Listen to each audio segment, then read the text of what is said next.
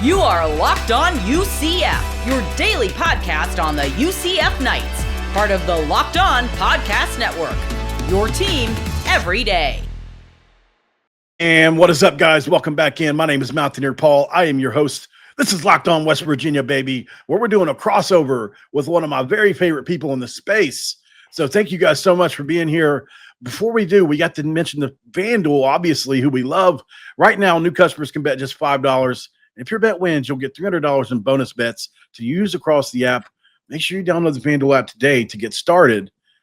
But let's dive into this, man. I'm obviously going to make this introduction for somebody that I've been on his show a couple times. We've done a couple crossovers that he's led on, and I've always admired him from across. So I'm going to bring this dude on. Mad respect to legendary podcaster Mike Gittens, who also does an Auburn show that's just completely – I mean, you make a living just off that one in and of itself, and now you've got the UCF show that's growing like crazy, man. How are you doing? Doing good, man. Look, we're at the midway point of the college football season, Paul, and I can tell you that this is the time of year where everyone understands who they are as a football team. So not a lot of teams are going to be something different from here on in. Now, last year, we've seen teams go on epic runs over the back half of their seasons. In the Big 12 last year, Baylor did it, right? Yeah. Could West Virginia or UCF pull something off similar over the back half of the season? It's going to start this week. Both teams winless in Big 12 play. Somebody's still going to be winless when this is all said and done, and somebody's going to have their first win. So I'm looking forward to the game on Saturday. You know, it's crazy how the year started for both these programs because both reached back into the past and pulled a legendary coach from the past that had been not just successful, but the most successful coach that you've ever had. Maybe you could argue Don Nehlen in West Virginia's case for West Virginia, but Rich Rodriguez right there with him. Obviously, Nehlen went to the national championship game, but I digress. And Scott Frost to come back and resurrect these programs. And obviously, West Virginia does have a Pitt win to hang its hat on, which we're really happy about, a game that went to overtime. And the schedule has done West Virginia no favors, Mike. You had to, after the Pitt win in overtime, go play a Kansas team on the road after they're coming out of their bye. Then you play Utah, and then you play BYU. It's been a murderer's row for the Mountaineers, and I'm curious for UCF. Definitely have played the same strength of schedule, but they've certainly looked a lot more consistent than the Mountaineers this year. Yeah, look, it was a very, very soft start to the schedule for UCF. You open up Jacksonville State, North Carolina A&T, which is actually absolutely awful. Their coach came out and said, yeah, I'm not sure if this game was worth it. All their quarterbacks got hurt. And then you played Bill Belichick's North Carolina. Which was a big game at the time. Yeah, it was. And before the season, not a lot of folks gave UCF a chance in that one. They dominated that game. Dominated. 34-9. But, you know, to our credit, over at Locked On UCF, my show guests James Duncan and Andrew Gluchov, I mean, we were pretty adamant that we felt like they would dominate North Carolina, and they did. And then you open up Big 12 play versus Kansas State, who is 1-3 at the time. Yeah, but they're better than their. They've gotten a lot better. Yeah, they are better than their record suggests. And you play tough, but you ultimately lose that game 34-20. You heartbreaker the next week versus Kansas, a 27-20, and then another tough game versus a Cincinnati team that you lose 20-11. This is a rebuild year, and in Cincinnati's really good.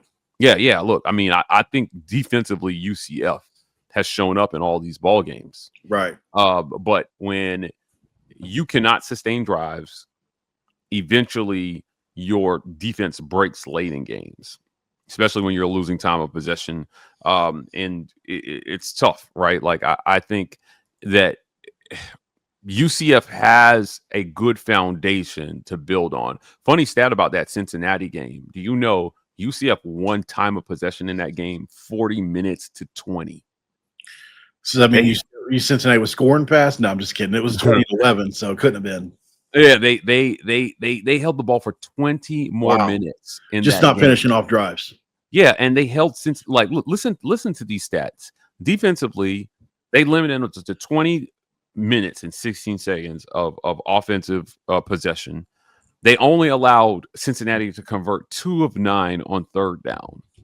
And they gave up only 306 yards of total offense, and they lost that game by 9 points. That's pretty wild. Crazy. I mean, right? It's hard to do that. You probably couldn't replicate that if you tried. Yeah. If you tried. The defense is giving them a shot, but offensively, they've still got a lot of work to do. And I think that this is a quarterback's game in today's college football. And in year one, you don't have your quarterback. Yeah. Going into the season, he kind of said that the quarterback battle might go into the first couple games. And that's number one sign to me that you don't have a quarterback.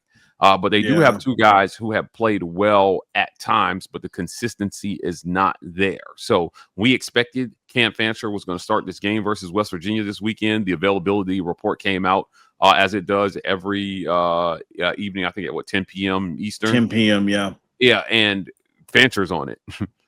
And we had a similar thing. Well, you've got 2 quarterbacks on your out list. And our big running back that we really thought would be back. Yeah, so in this game right now, you're right. These 2 teams do kind of like mirror each other in terms of where they're at in rebuilding. But I do feel like UCF is a little bit ahead of where West Virginia is at because the defense is playing well. And I thought that they had the base of talent that they brought over from last year was much better than their 4-8 record suggests. Yeah, I agree with you for the most part. And if you look at the numbers, how many overall players did UCF bring in? Not counting high school. How many portal?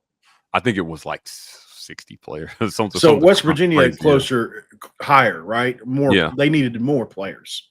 And I think, that shows a little bit in the inconsistencies for West Virginia because West Virginia had a coaching change. Obviously, they lost everybody.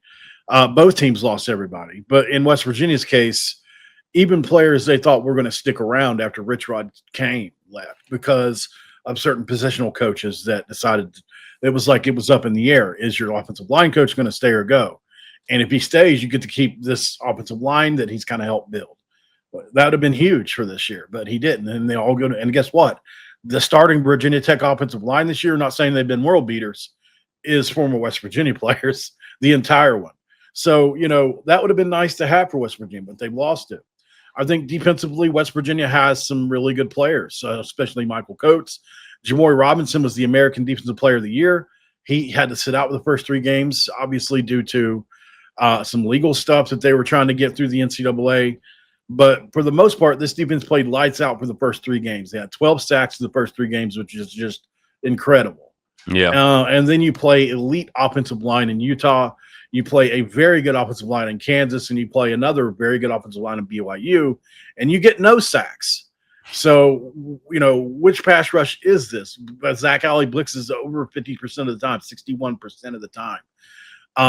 So can you get to the quarterback in this game? Can West Virginia do some things because obviously neither one of these offenses are explosive. UCF is more explosive than West Virginia, but are they scoring a bunch of points? No. Yeah. It's going to be very boom or bust. I think it's very boom or bust for UCF. It's how their offense is built, correct? Yeah. They'll hit the big play here and there, and especially in the run game as well too. If you look at the averages for UCF running the ball, they look great. But then when you extrapolate the big plays, you see, oh wow, they had that one big run for 80 yards that made the averages look fantastic. But on all the other plays, they were less than 4 yards per carry. It's been about taking advantage. We just recorded another segment on this game today, and Paul, one of the things that I said was, I think for UCF offensively, this is going to come down to whether they can continue to hit those big plays. Can they score from outside the red zone? Can they finish off drives? But also, can Tayven Jackson connect with these receivers downfield? They did that well in the first couple games, but then you hit conference play, same as West Virginia, and that's when we find out what the true identity of your football team is, right? Because these guys are going up against like talent and like coaching. So look, man, both Rich Rod and Scott Frost have a long way to go with these football teams. They're going to be frustrating moments along the way in year one. And what you're looking for in a game like this is you're looking for flashes of whether these coaches can get their teams prepared for the game. Do they look prepared? Is it a good game plan? Do they at least get out the gate fast in the first half, right? And do the players look motivated to go out and play this game? And because I'm telling you, once you get a taste of winning, it can have a very contagious and viral effect. Change the season. Yeah. So, you haven't won a Big 12 game yet, but once you get the first one, does that open the floodgates for you? For UCF, I think it's got a really good shot of sending them in the right trajectory. I agree. I think West Virginia, obviously, we'll talk a little bit more after the break about it, but West Virginia needs this win in a bad way because I think the West Virginia program has just been down. This will be 7 years. And I think getting to a bowl game is going to be important. We'll talk about why, but also some of the players in this game that are going to be tough to match up for West Virginia. We're going to ask Mike about them, the matchups. Who does he think the main matchups in this game? We're going to talk about it all right after the break. And this episode of Locked On West Virginia and UCF Crossover is going to be brought to you by Supply House. When the opening whistle blows on a new repair, get your crew moving forward, man, with Supply House. Order today and see parts on your doorstep tomorrow with over 280,000 plumbing, HVAC, and electrical items from the most trusted brands in the business. The real-time inventory and honest lead times keep you from punting projects, while their industry-leading customer service always has your blind side covered. Need parts fast for a project? Supply House has next-day delivery. Talk about a game changer.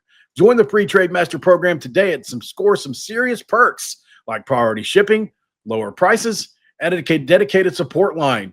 Visit supplyhouse.com to sign up for free and use the promo code SHCOLLEGE5 for 5% off your first order. Do it today at supplyhouse.com, where you can find real people and get real service. And where would we be without our good friends over at FanDuel, Mike? And look, the NFL season is here. FanDuel has an offer you don't want to miss. Right now, new customers can bet $5 that'll make you holler. Get $300 in bonus bets to win around the app. That's right. You pick a bet, put down $5. If it hits, $300 in bonus bets to use, baby. And look, I love how FanDuel gives me so many ways to play the game. If you want to build a parlay, you want to do a player prop, you can even follow live lines during games. And I don't know what you're waiting for. If you go visit FanDuel.com to download the FanDuel app today, you too can get started. It's segment 2, and in segment 2, I crack a do, but no do for me. I'm off to do. I told you guys we have moved to some diet dew, Mike, and water for me now. I've had to quit drinking Mountain Dew, my doctor said. So we don't crack a do in segment 2 like we used to, Mike, but we're cracking a water. All right. So, I'm going to ask you about a couple of players from UCF. I want you to give me some matchups as well. And give me a scale of 1 to 10 how worried West Virginia should be. This is a segment people have liked in the past. Okay. Give me a scale of 1 to 10 on how worried West Virginia should be about these guys. Let's start with Myles Montgomery. Very worried. I would put the worry at a 7. Ooh. Myles is the lead back on this team. Now he split carries fairly evenly with Jay Nixon so far this year. But again, it's the big playability. He's a pretty good pass catcher out of the backfield. And if you're West Virginia, you have to stop the big Myles Montgomery play. And the teams that have been able to do it have definitely been able to take UCF down. But he is good for that one big 80-yard bust breakout. Here and there. I like Myles Montgomery. Scott Frost said a lot of really good things about Myles Montgomery coming into the season. But he is a part of what will make this offense go versus West Virginia. Again, in our segment that we recorded earlier today, we talked about, quarterback and how we don't want to see too much on the quarterback's arm. That means leaning on the running backs in this one. So Myles Montgomery is going to play a huge role, I think, in UCF success in this one. What about Lewis Carter? Lewis Carter. Lewis Carter is dangerous. Now, our guy James Duncan over at Locked On UCF, love it. He's a big Lewis Carter guy. And look, man, he's disruptive. He is a disruptive force defensively for UCF. So you gotta like what he brings to the table there. Defensively, but Lewis Carter, I would put your worry about him at like a 10. Wow. Yeah, I mean, Tayven Jackson, the quarterback. Tayven Jackson will be the quarterback in this one.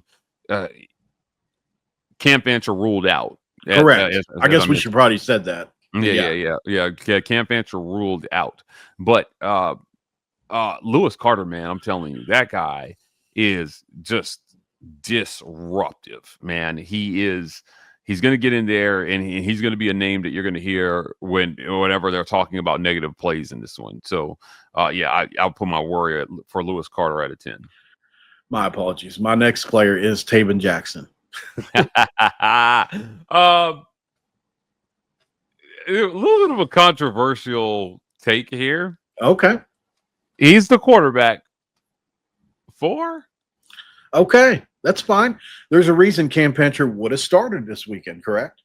Well, so Tayven Jackson is the guy we thought that would win the starting job coming out of camp. Right. And Cam Fancher won it. But then Cam Fancher played a quarter and a half and got hurt against Jacksonville State in game number 1. Tayven Jackson comes in, plays well, saves the game, really. And we're like, okay, that's why we thought that he would win it. Yeah. He goes like 25 for 32 versus North Carolina.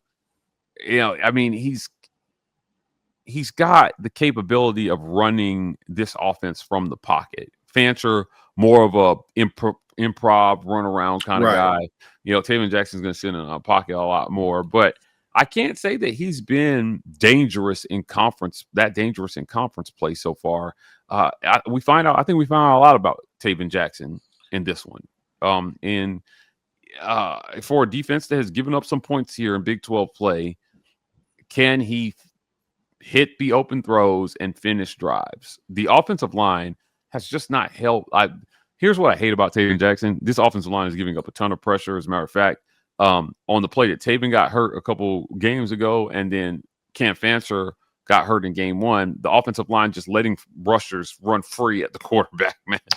Well, that could be a big thing in this game because West Virginia has some elite pass rushers. They really do. I just think they got beat up through the first. I mean, you got to go 5-6 games before a bye in this day and age where you just don't tackle as much as they used to. I think players get hurt easier nowadays, just my opinion. So I do think we were beat up and all that. But, I mean, no excuses. You played really good teams, but this pass rush went away. I'll be interested to see after the bye week if Zach Alley, who obviously the only reason the Oklahoma team won 6 games last year was because of his defense, which was top 30 in every category, comes over and has done, really good job through the first 3 games. And in the last 3 games, not a great job, but we believe in him for the future. We gave him $2 million for a reason. For a DC in the Big 12, that's crazy money. So, well, that's more like 1.8, but still. So, any other players I didn't mention, and what are some matchups you're looking at here?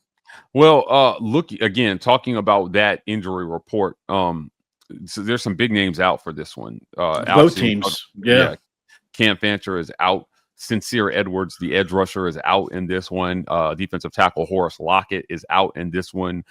Freshman tight end Caden Peening out, and then Jaden Williams has been out for a few weeks now, and then we have another edge, Josh Dorsenville. He's been out as well for a few weeks here. These are big names for UCF. These were, Jaden Williams, man, hurt. Not having him hurts. He's one of the better DBs in this league, and not having him hurts. Now, on the questionable list, UCF is thin at quarterback. I can't stress it out. With Fancher out and Jackson coming off an injury, essentially, but available in this one, backup quarterback Jacurri Brown is on the questionable list. Wow. And your starting left tackle Paul Rubel is also on the questionable list for a offensive line that's been struggling. This is a big deal, man. I can't stress enough. This is a really, really big deal. So now on the West Virginia side, you guys have Nico and Jalen out. Correct. And this one, Max and Brown, the third string guy coming into the year, is also questionable. The thing about West Virginia and our guys is, luckily at least, especially with Khalil Wilkins, is we've had the BYU game and the bye week to kind of get ready with these guys, as to where UCF is like, you're still in the week-to-week grind of this, trying to adjust to all these injuries, correct? Yeah, correct. Yeah. So I think that is advantage West Virginia, because I think we've been playing with the guys that we've had since the very beginning of the year, basically. I mean, Nico's been out for weeks and weeks and weeks. Jalen's played in one game, really. That's against Kansas. Max Brown has taken no snaps. So, it's really been Nico, Jalen, and then, the other two youngsters in Scotty Fox Jr. and Khalil Wilkins have taken sparing snaps here and there. Khalil Wilkins obviously ran it 23 times against BYU. He is very dangerous with the legs, but we don't know what he is as a passer. Scotty Fox has looked so good this year as a passer, and we're excited about his future, the both guys. But I'm really, Ty Edwards is the big one that we, and Jaheim White obviously was a first team all Big 12 candidate coming into the year. We really had high hopes for him. And then Ty Edwards was the savior of the pit game. Like, we couldn't get the running game going. He's 6'2", 230 pounds, and it has incredible burst. He was just able to break tackles at the line of scrimmage and made Pitt eat their lunch. And this game, we're out without him, and we're down to basically similar situation to you guys at quarterback and running back. We are down to our fourth and fifth string quarterbacks. We're down to our, let's see, there's Jaheim White, there's Ty Edwards, Jalen Knighton, who transferred in from SMU, never even played. And then we haven't played certain guys for whatever reason. We're down to basically fourth, fifth, sixth string running backs too. So it's not great on offense for us.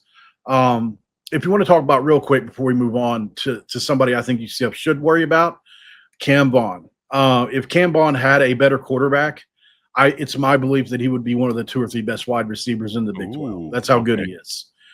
He is one of the most dynamic, elite playmakers that I've seen come through West Virginia in a long, long time. But unfortunately, we just have, as you can tell, we've been so beat up and changing rotation quarterbacks. If you go watch the tape, he's open on so many plays. And when he does make plays, it's like, whoa. He's an elite player, and I'm worried that he's going to leave us. But, he was a freshman last year at Jack State, caught almost 60 balls, had almost 1,000 yards for them as a freshman, converted quarterback out of high school. He is very dangerous. So we'll hopefully see more of him this week. But, who's going to throw him the ball? That's the big question, Mike. Yeah, look, I think that is quarterback play on both sides is going to be somewhat of a worry in this one. But again, I give the edge to UCF here with Tayven Jackson. Again, he took over a starter game 1. He played well in spots here. Scott Frost feels pretty confident that he had 2 guys that can do the job, and we've seen him do it. Now, like, where it may be a little unlucky for West Virginia this weekend was Fancher, while talented with his legs, Paul, he hadn't won a game as a starting quarterback at UCF. Didn't he quarterback the Notre Dame win, though? When Marshall beat Notre Dame? Wasn't he the quarterback? No, I don't think so. No? I don't think so. But look, man, he's got Fancher doesn't have a win. Tayven Jackson does have a win here as UCF starting quarterback, and I think he's the better guy for the job. No, he wasn't. And I think that he allows you to run more of your offense because he will sit in the pocket and try to go through his progressions and get the ball to the right guy. I've seen him throw some really good downfield balls at times. It's just a matter of whether they've got to come up with a version of this offense that helps cover their offensive line some, man. Like, I'm going to see if there are more timing routes here where we can get the ball out of the quarterback's hands faster and over the middle of the field. Maybe. Yeah, dude, you have to get it out, man, because slow developing play action plays brings West Virginia's defense back into this, I think, and I hope that we do not see that on Saturday. Yeah, West Virginia can get after the passer. That's the one thing they shouldn't have. Even against BYU, they hit They hit him a bunch. I mean, they were in his face all day. West Virginia is willing to take the big play to sell out. That's what they do. It's like Engage 8 on Madden. I swear we do that play. It's crazy. Okay, after the break, obviously, a couple game keys and a prediction from the legendary Mike Gittens. We'll be right back. And this episode of Locked On West Virginia going to be brought to you by Mazda. We love talking about Mazda on here, man. Mazda delivers confidence with every ride, with more IHS top safety picks than anyone else as of August 2025. The new all-wheel drive standard is in every crossover SUV. And look, you can drive with confidence through almost any season. And like our players, we sweat every detail. Because when you make every move count, the impossible becomes irrelevant. Do that today with Mazda, and you can move and be moved. All right, we are back here with Mike Gittens, segment 3, Locked On Crossover with UCF, the host of Locked On UCF. He also has an Auburn channel you want to talk about really quick. Tell everybody if they want to see you over there. We don't have to talk about Auburn. Okay, here. All right. I always want to give you a chance, you know. We're all Big 12 here. I am having a blast. My 1 year with Locked On UCF was last week. So awesome, 1 year with the company, man, and we've been having a blast just talking. And UCF you took that over at 0 subscribers. At 0. So, correct. And you've gone over past 1,000. Yeah, we're just over under 1,200 subscribers right now. So that's an amazing job, man. Yeah, if you're listening to this, do us a favor, man. Go on over there and help push us over 1,200 right now. Please do it. I mean, you guys follow the Big 12 anyways. You know, the hardest thing about taking over a show or starting a show is that first 1,000 subscribers, in my opinion, because the 1,000 mark is kind of a benchmark gives you a little legitimacy when people see that, right? It's just psychology.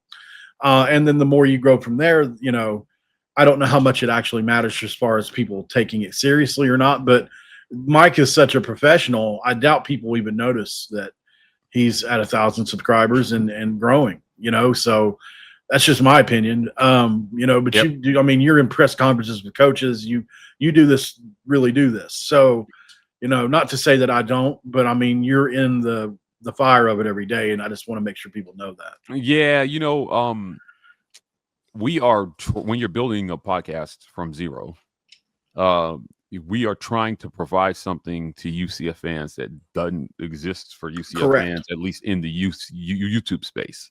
Right.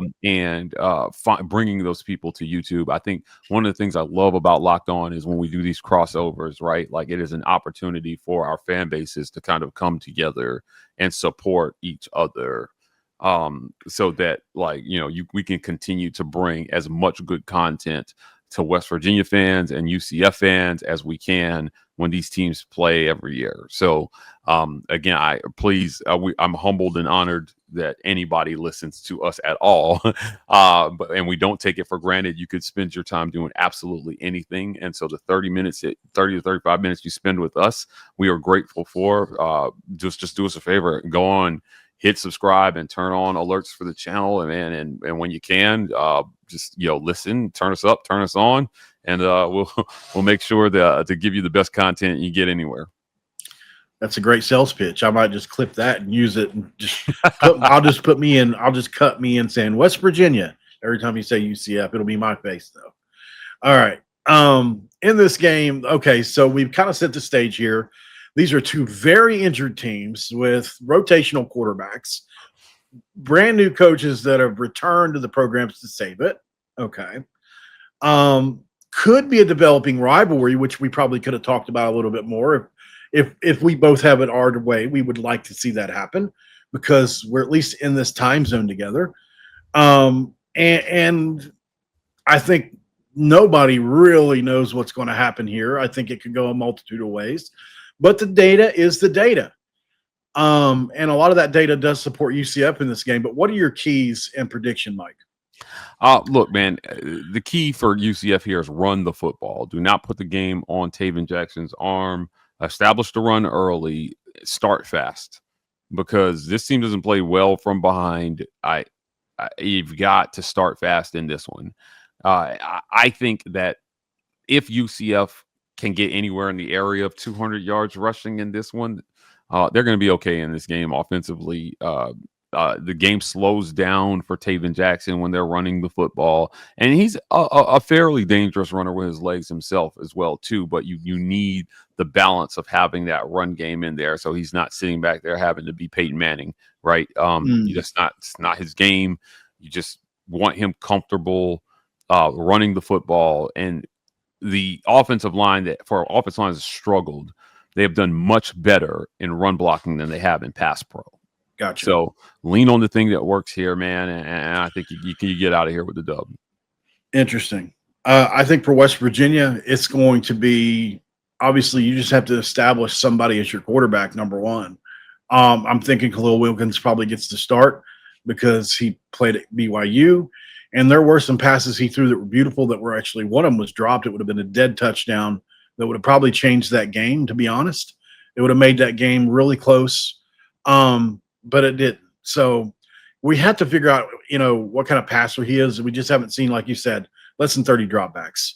And we need to know because Scotty Fox has proven he can throw it around. And we know Scotty can run it a little bit too. Outside of that, I think West Virginia does have to establish the run as well because that's just what Rich Rod does. And I think Cam Vaughn has to get involved and make some big plays in this game, no doubt. Last point would be I think you have to heat Tayven Jackson up in this game. Jamoy Robinson, we gave you $1 million to come over for the American Defensive Player of the Year.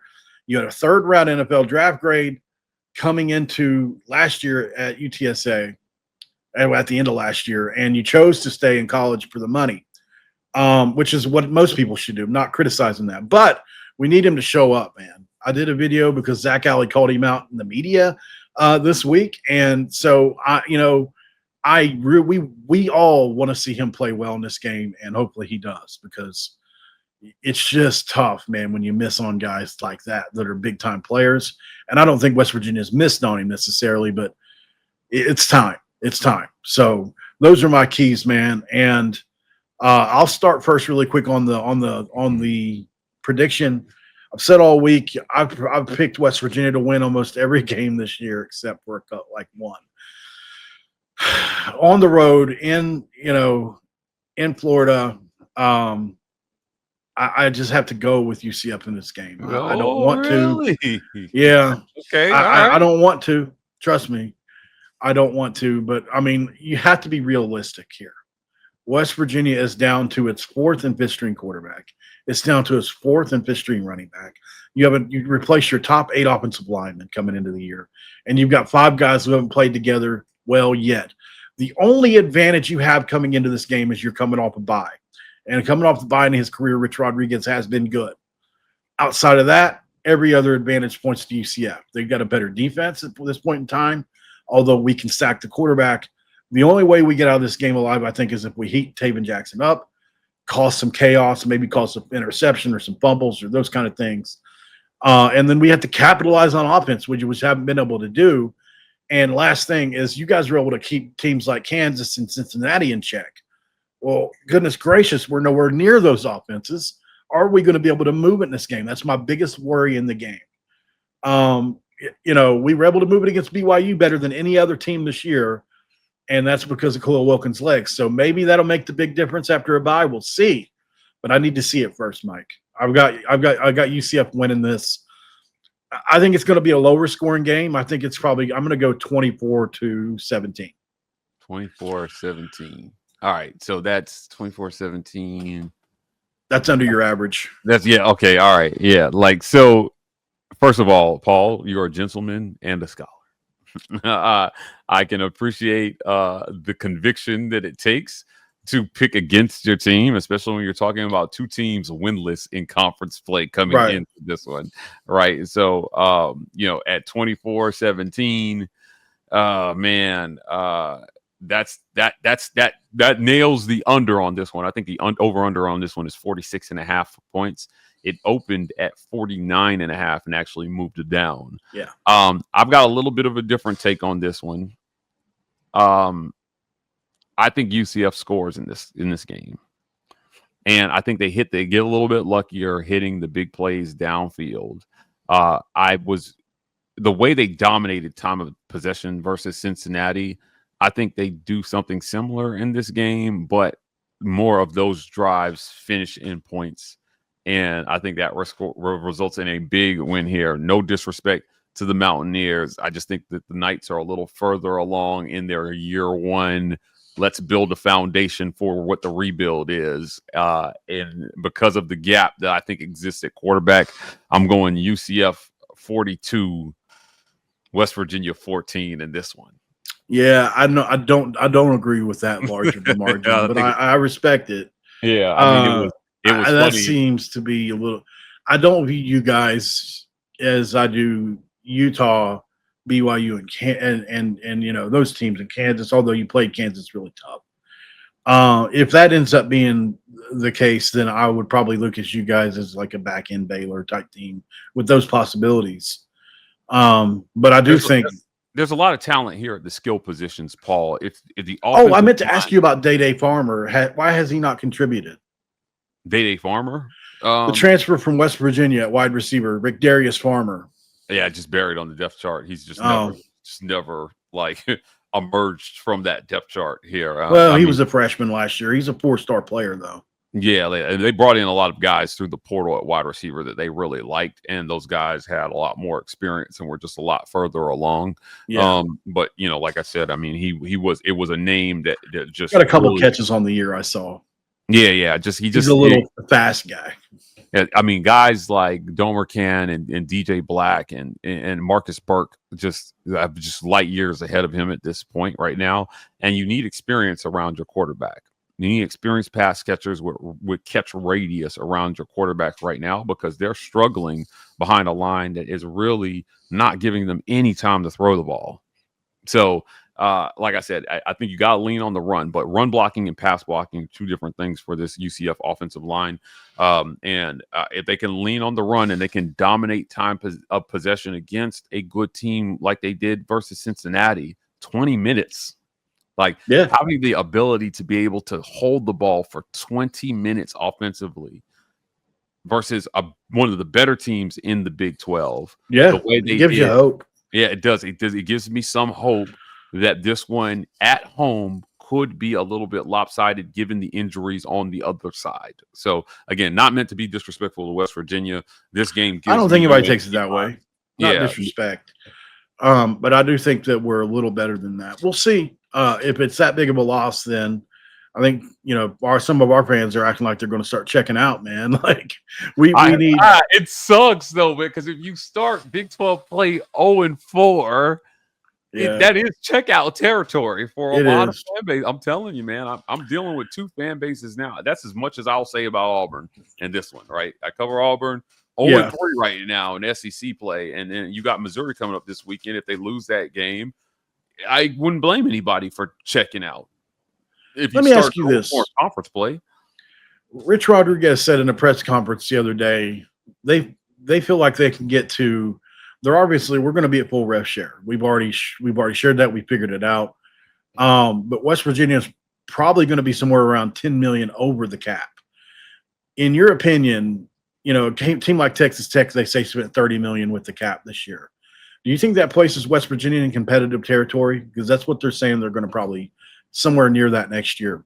This is off topic, obviously, but you mean when you say 10 million over the cap, you mean they're spending 10 million over the cap? Correct. Yeah, they're going to. Yeah, like the West Virginia came out last week and said, look, or 2 weeks ago, they said Rimbaker put out a statement and said, listen, we've kind of figured this out. The Board of Governors and the university are aligned, which a lot of universities can't say right now.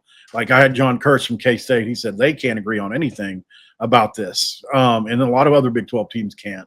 But yeah, West Virginia, they've got the cap figured out for next year, and they've got an extra $5 million that they didn't spend this year. As long as they spend it for the next official year, which there will be a portal, and then the official year starts in 2026, so that I can technically use it for next year and it won't count against the cap. So there'll be the cap plus $5 million, plus they're going to have somewhere close to 10 million in NIL to spend, which is, you know. They're saying it's going to put us somewhere in the top 5 or so of the Big 12. Obviously, you can't really get close to you know Texas Tech and what they're doing right now. BYU has the church's money, and then Kansas has got basketball money. You know, so like there are teams at the top that's probably not going to be able to spend. But I was just curious what your overall opinion is on. I've asked a lot of people about this week. Yeah, look, I mean, at the end of the day, right? Like the rev share number is not nearly enough of what you need to compete, right? Right. And that's not only your sport. So, yeah, I mean, if you've got 10 million over the cap available to spend, meaning that you have worked those deals so that they don't count toward your rev share number. Right. This is a big deal with the House ruling that said that third-party collectives could operate independently of the rev share university number. Right. It is a big deal. I mean, there are schools right now working massive NIL deals for 2026 where, again, checks are being written outside of that rev share number that they're using to offset the rev share commitments, which then frees that number. And what you're going to see in college football, I don't know if anybody has said this to you yet, but I hope I'm the first, is that the days of stacking top 10 classes, if they can enforce a cap number, may be over. And here's why. When you recruit a top 10 class, there's going to be a large number coming from that rev share that you're going to have to use on player retention over Correct. player acquisition. So Right. there's going to be, quite frankly, there's going to be a cost to not only recruiting a top 10 class, but keeping that class on campus the next year. Right. And as you spend that number, it's going to be a takeaway from what you can use to go out and get new players. And I think that's how these caps help create parity in pro sports. Could we see that at the college level? So, yeah, I mean, it does absolutely put West Virginia in a very competitive territory, having that extra 10 million, because that could be the game-changing player that you need, the revolutionary player that you need, right? Like, I mean, we saw what happened with Nico at Tennessee, right? Where he was getting paid about $2.5 million from Tennessee. He said he wanted $4 million. Tennessee said no. I'm happy they said no. And then he went back to the market and ended up only getting 1.7 from UCLA. And I think they're like winless right now or something like that. They're not doing well. They finally had a big upset over Penn State, but outside of that, they've had nothing. Yeah, well, Penn State fired James Franklin. So. Correct. Yeah, it was just a prelude to what was about to happen, but nobody knew at the time. Yeah, I just think that the market at some point is going to self-correct. Hopefully. And it comes down to the same things, Paul. Can you identify the right players? Because you can spend just because you spend a bunch of money on a guy doesn't mean he's going to be good. Correct. Right? And do you have the staff in place to develop those guys once they get on campus? Do you have the offensive system in place that can take advantage of their talents to the max of their capabilities? All these things are still going to matter. It's not just going to be about how much money you can spend. Like, so for UCF, for example, they've got a kid in the wings right now, Kayan Archer. He was the only 3-star I know who he is to make Rivals All-American list.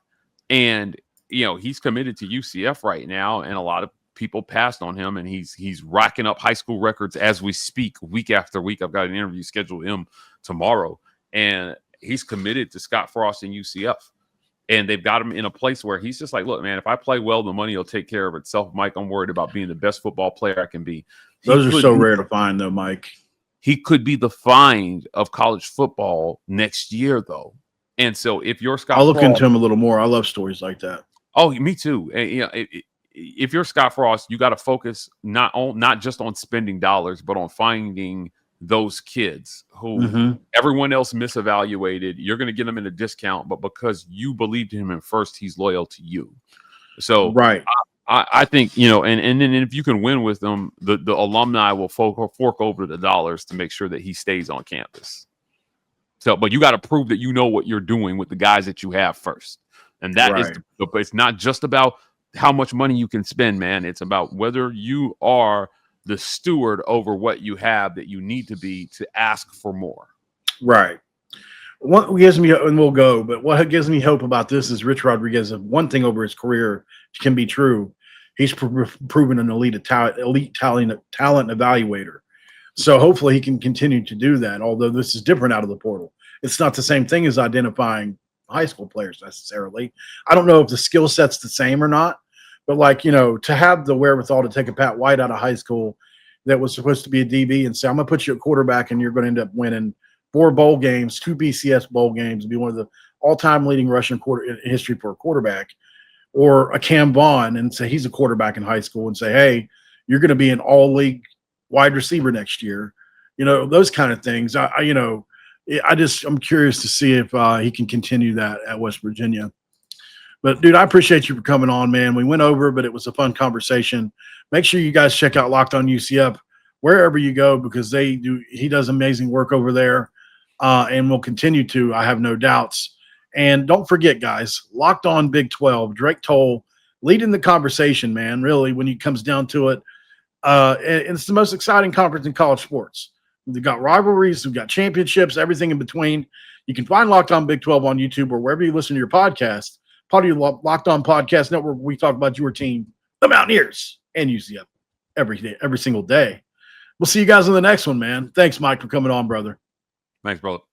All right, guys, we'll see you tomorrow.